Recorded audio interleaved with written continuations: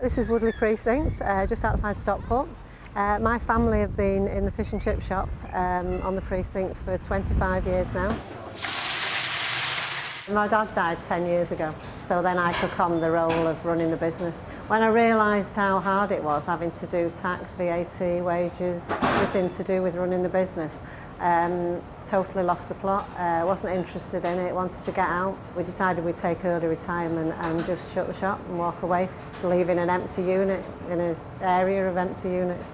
The supermarket's closed down, the chemist has closed down, and a couple of the other businesses have failed, and unfortunately they've closed and it's affected everybody else. I think the precinct is extremely important for the community and we just need to keep it going really.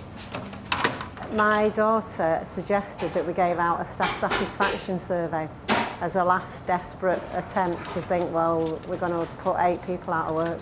It was the best business move we ever made. They came back and said they want to get more involved in training. So these were people like myself that had left school with no qualifications, and it was a second chance really. So we entered awards, and every time we won an award we got a bit in the local paper, and every time we got that then we'd an extra couple of £100 on the takings. And the bottom line was we doubled the turnover in 12 months. We remortgaged our house and we've built this extension on the back. This is to give us the facility for a training school, which is going to be up in the top, where we'll train people in every aspect of running a business. The transition from the fish and chip shop to the coffee shop, I suppose, was something that we did because there was a need in the community. Everybody kept telling us we needed a coffee shop. It's not something we've ever done before, and I don't even drink coffee. It was a selfish thing really, you know. I mean, for the fish and chip shop to survive, we need the rest of the precinct to survive. So if you go on the arrows there? Oh, of course. I thought we could combine the coffee shop with the learning thing that we'd already started in the chip shop to try and get people involved in learning and have it as a community anchor really. We came in here and it was great. What are all the computers? Oh, that's for the community sort of thing. We're trying to get it going for the community to come in. I said, well, who can use them? You can if you want. The Transformation Fund allowed us to do all the things that people were telling us they wanted to do. I'd like to further my knowledge on computer. I'm very basic at the moment. I said, well, I've got a computer, but I'm not on the internet. I'm half frightened of the things. I only use them for a word processor. Even though I'm young, I've always been a bit scared of computers. So they said, come in. So I came in and it's taken a lot of the fright out of it. Obviously when you see other people coming in that have never done it before, you think, well, why not? Have a go. In a big college, you've got everybody milling around. In here, you can just do it at your own pace. So I learned emails, folders. Well, I've done the full course for starters this morning.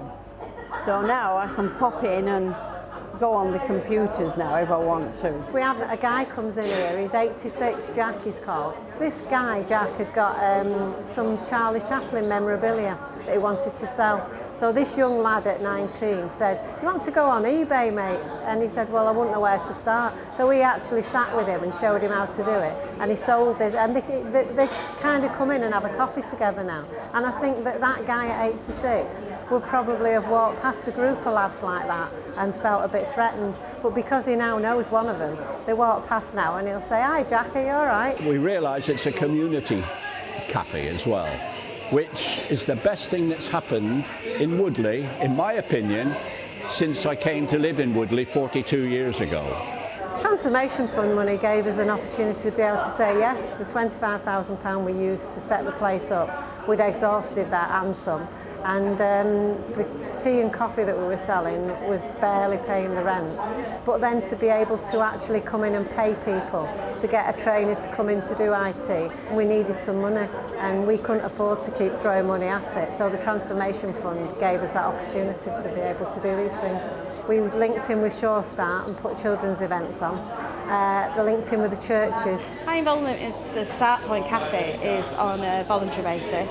I come in and help with events that we do, supply people with, it was card making event that I actually did. At first I think they thought, well, I'll never be able to do that, but by the end of the night they couldn't believe what they could achieve. We did a knitting thing. We got a local wool shop that has a knitting circle. They came in and the age range was from like 18 to 78. You know, and so you've got the older people showing young people how to knit. People who haven't got the internet be able to come in, and if they need things, send them to via an email, or apply for a job where it says you've got to send a CV via the internet. Perhaps you can't do that, so limited your job opportunities. I never wanted it to be about a charity.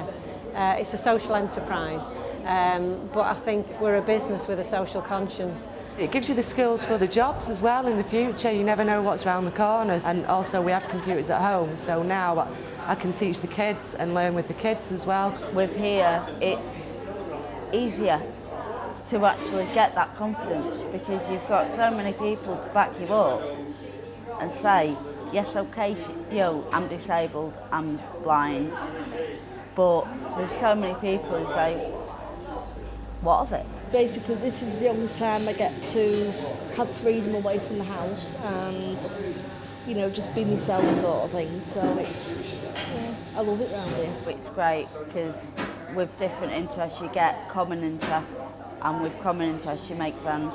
Everybody's just gelled. It's been such a marvellous thing that's happened to this community. It's making it more of a village again, helping people to realise what they have got. And it's been gone for a long time, the community spirit, I feel, in Woodley. But this has brought it back.